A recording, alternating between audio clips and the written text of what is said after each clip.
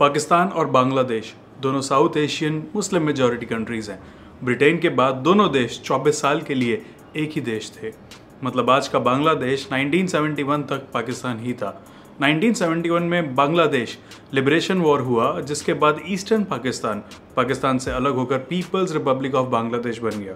पाकिस्तान ने world pressure के बाद 1974 में बांग्लादेश को अपने से अलग हुई कंट्री मानकर रिकॉग्नाइज भी कर लिया।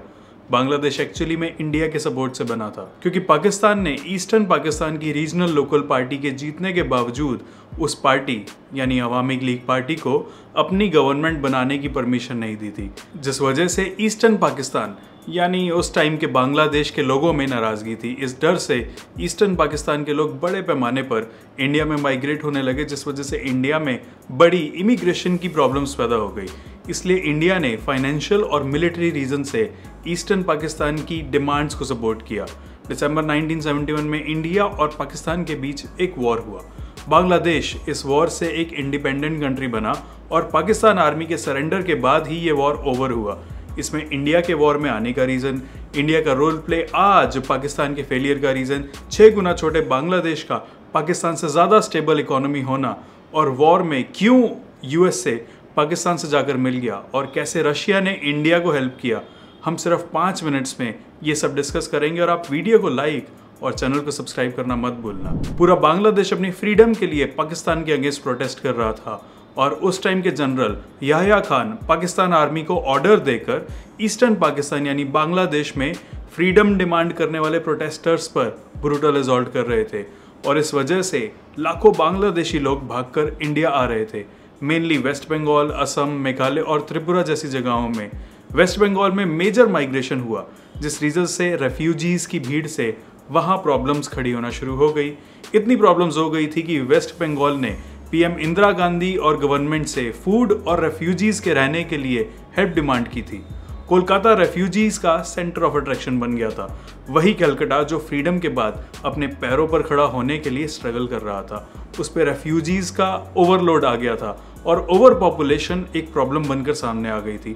ऐसे में इंडिया ने दूसरे देशों से हेल्प मांगी पर कोई फायदा नहीं हुआ। On the other hand helpless Bangladesh India से ही हेल्प की उम्मीद कर रहा था, जबकि इंडिया में लीडर्स वॉर के नेगेटिव पॉजिटिव रिजल्ट्स के बारे में अभी सोच ही रहे थे। तभी पीएम इंदिरा गांधी ने पाकिस्तान के साथ युद्ध में जाने का फैसला ले लिया था, ताकि ये इंस्टेबिलिटी जो है वो खत्म हो जाए। इंडियन आर्मी के साथ मिलकर बांग्लादेश में रेजिस्टेंस मूवमेंट हुआ। मुक्ति बाहिनी बांग्लादेशी गुरिल्ला, जिसमें बांग्लादेशी आर्मी, पैरामिलिट्री के लोग, आम लोग सब मिलकर शामिल हो गए और पाकिस्तान के खिलाफ लड़े और पाकिस्तान की आर्मी को हराया। Important to know it is, Russia यानी सोवियत यूनियन ने वॉर के टाइम पे इंडिया और बांग्लादेश के स्ट्रगल को सपोर्ट किया था और सोवियत के उस टाइम के एनिमी अमेरिका ने इंडिया को सपोर्ट ना कर पाकिस्तान का समर्थन किया था। अमेरिका को सोवियत के डिसीजन के अगेंस्ट ही जाना था, इसलिए पाकिस्तान को यूएस का सपोर्ट मिला।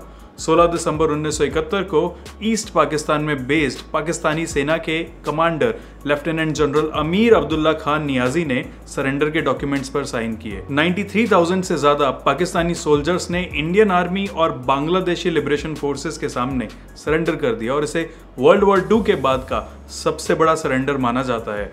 वॉर और उसके रिजल्ट में शामिल तीनों कंट्रीज पर इसके अलग अलग इफेक्ट रहे। जीत के बाद इंटरनेशनल पॉलिटिक्स में इंडिया के इफेक्ट को अमेरिका के साथ साथ दुनिया की कई दूसरी कंट्रीज ने फील किया। Balance of power South Asia में इंडिया में ट्रांसफर हो गया। बांग्लादेश एक इंडिपेंडेंट कंट्री बन गया और Pakistan financially as well as politically दोनों तरीकों से बिखर गया। 1971 में जब बांग्लादेश का बॉर्न हुआ, उस टाइम ये दुनिया के सबसे गरीब देशों में से एक था और आज बांग्लादेश का डेवलपमेंट में एक influential and most stable track record है। ये पिछले 10 सालों में वर्ल्ड की फास्टेस्ट इकोनॉमीज में से एक रहा है। 1971 में पाकिस्तान से आज़ादी मिलने के बाद पाकिस्तान बांग्लादेश से 70% ज़्यादा रिच था, लेकिन आज इक्वेशन जो है पूरी तरीके से बदली हुई है। करंट सिचुएशन में हालत ये है कि बांग्लादेश आज पाकिस्तान से 2 गुना ज़्यादा रिच है। 2021 में पाकिस्तान की होल इकोनॉमी सिर्फ 21 लाख करोड़ है, वहीं बांग्लादेश की इकोनॉमी 41 लाख करोड़ है। पाकिस्तान ब्यूरो ऑफ स्टैटिस्टिक्स के अकॉर्डिंग ही वहाँ कंज्यूमर प्राइस इंडेक्स बढ़कर 9.2% हो गया है, जो कि महंगाई का एक बहुत हाई रेट है। और आज पाकिस्तान कॉन्टीन्यूसली लोन पे लोन लेता जा रहा है और उसके बैड क्रेडिट की वजह से उसे लोन पर हाई रेट ऑफ इंटरेस्ट पे करना होता है। इस वजह से पाकिस्तान अब बैंकरप्सी के कगार पर आने वाला है। पाकिस्तान आज की डेट में अपनी कंट्री की टोटल जीडीपी का 60% लोन रीपेमेंट पर खर्च करता है और एक बड़े अमाउंट को अपनी आर्मी पर खर्च करता है। 2022 के मई मंथ में पाकिस्तानी रुपया ऑल टाइम लो हिट कर गया है। वहां $1 के रिटर्न में 201 पाकिस्तानी रुपया मिल जाएगा। और वहीं बांग्लादेश की करंट करेंसी 88% के साथ पाकिस्तान से ज़्यादा स्ट्रांग है। वहीं बांग्लादेश पे आज कोई बड़ा डेब्ट या लोन नहीं है और वहाँ और डेवलपमेंट हो रही है। बांग्लादेश अपने सोर्स ऑफ इनकम को देश में एजुकेशन और डेवलपमेंट पर खर्च करता है, पाकिस्तान की तरह नहीं लोन पर या आर्मी की डेवलपमेंट पर। बांग्लादेश पाकिस्तान की तरह वायलेंस, एक्सट्रीमिज्म और ओवर मिलिटरिज्म पे खर्च नहीं करता। वो एक पीसफुल लॉ को फॉलो करने वाला देश बन रहा है जिसने बढ़ते कट्टरवाद, आतंकवाद और विस्तारवाद पॉलिसीज के अगेंस्ट ही डिसीजन लिया है। बांग्लादेश का पाकिस्तान के कंपैरिजन में 45% ज़्यादा वेल टू डू होने का एस्टिमेट है, जिसकी पर पर्सन अर्निंग $2000 के अराउंड है, जबकि पाकिस्तान की पर कैपिटा अर्निंग $1300 से भी कम है। 2020 में पाकिस्तान की जीडीपी $264 बिलियन है, जबकि बांग्लादेश की $350 बिलियन तक आ गई है।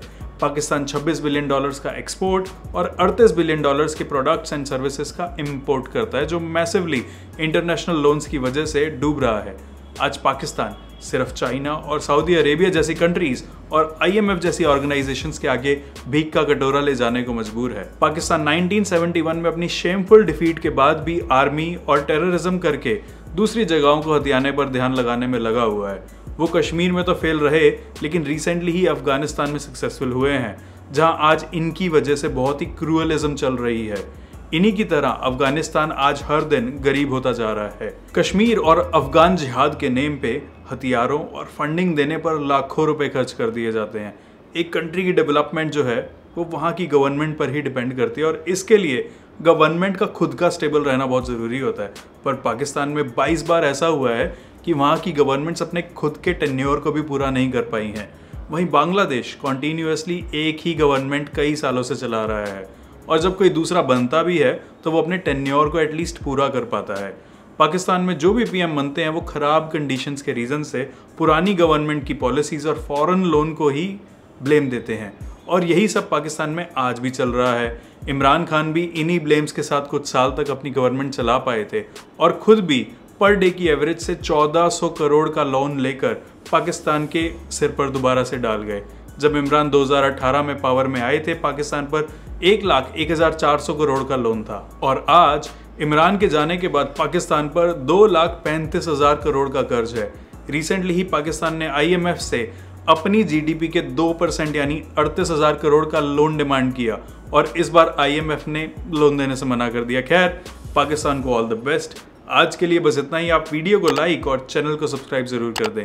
आई am Dinesh Bajaj. Thank you for watching the top rupee. Stay happy, healthy and keep knowing.